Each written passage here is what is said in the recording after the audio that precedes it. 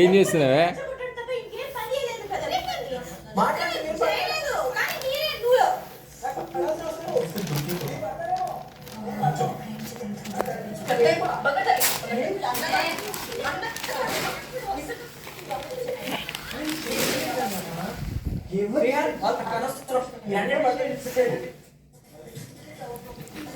ఎప్పుడు చూస్తే ఇదే ఇదే తప్ప ఇంకేం ఉండదు. మాకు తెలుసు, నాకు మాట్లాడడానికి ఇలాగే